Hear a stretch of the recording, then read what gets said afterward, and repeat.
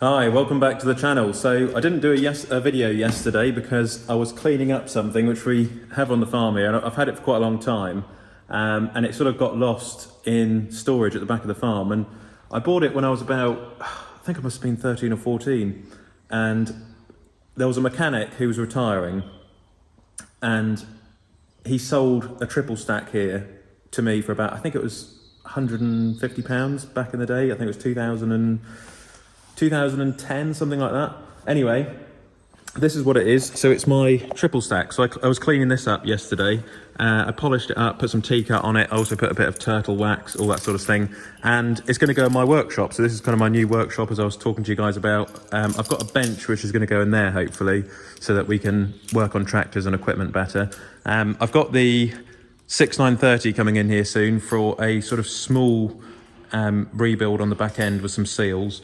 As you can see at the moment, the Defender's in here because it's, well, I bought a new battery for it, but it's the wrong battery, but we're going to use it for something else, but it's just charging up overnight. But I've got another battery coming. That's the old one. We've taken the center console out.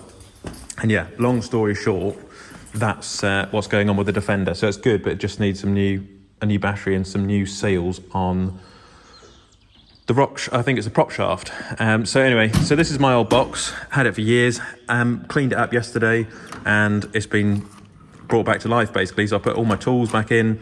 I'm missing one here, which is a 10mm. So if anyone's got a 10mm snap-on spanner, do let me know. It's a sort of ratchet mechanism. I might save up and get one next Christmas. But yeah, when I was younger, I used to work away from the farm, and I used to save up my harvest money, anything I'd earn over the summer, and I'd invest in some tools. And I used to invest in Snap-on and Blue Point because I knew that they would last and they'd always do me well, and they have, to be fair, been some quite good tools. So I have some cheaper brands. I use Draper, and I also use some Sealy tools as well. But for the most part, when I was growing up, that's what I sort of got into, was some of the Snap-on stuff. And then I've got loads of sort of odds and sods, bits of everything really, drill bits, sort of, this is my general drawer. I'm sure everyone's got a general drawer, just stuff. And then I've got some impact sockets, short and long. This is my impact gun, 1/2-inch impact socket gun, which I always use. Although it's sort of been made redundant these days because those modern, see there, some of the JCB fans from back in the day, if anyone remembers when we had our 5D6s, we used to get a couple of them every few years, and they were good JCBs. We had a few of them. And is that unlocked? Yeah, so there you go. So I've got a few drawers here. One is my balloting drawer for cleaning up old tractors, and then I've got another one with my impact gun. Now I use this one all the time. Always get asked on the farm, what sort of tools do you use? This one's been used a fair bit. It's a Milwaukee 1/2-inch impact driver. Like I say, use that one more now than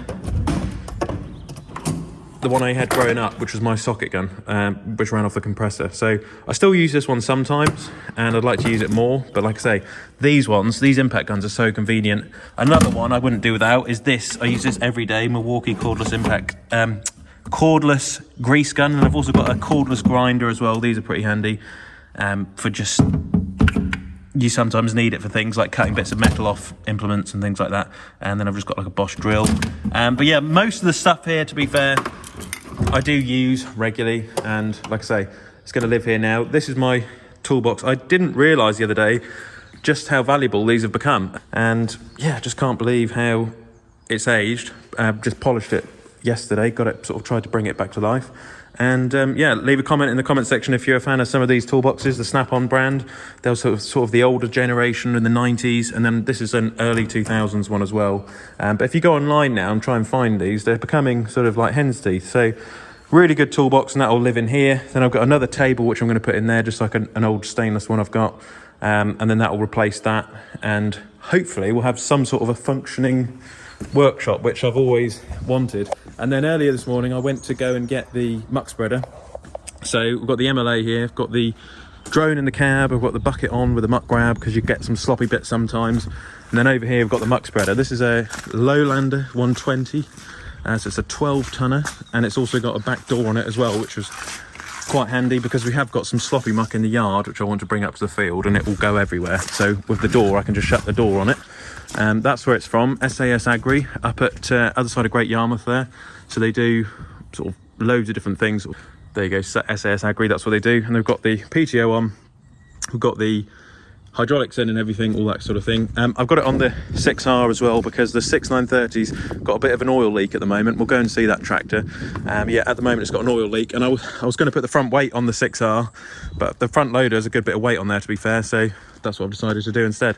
So we'll go up there this afternoon. The agronomist has just measured some land out, which has got to be spread on for the sugar beet next year, for the fodder beet for the cattle. We've got some shear bolts if we blow any shear bolts, but yeah, for the most part we are all there. So I'll go and show you the 6.9, show you the problem it's got. Right, so here's the 6.9. Hello Pip. Hello. It's our sheepdog Pip. So if you look at the back, there's a couple of breathers on the back. I can't remember if I showed you this or not, but if you look at down there, it's leaking a bit of oil, and it's losing it quite bad now because of the O-rings underneath the cab. So it's got to go in the workshop. You've got to take the tyres off, cab suspension, just pop that up, knock the cab suspension parts off, and then it'll be okay. But at the moment, it's not looking too bad. But yeah, it is.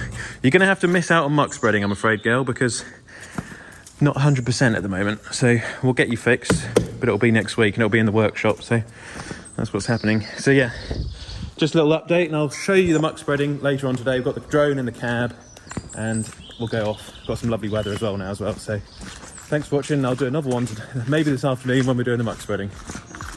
Catch you on the next one.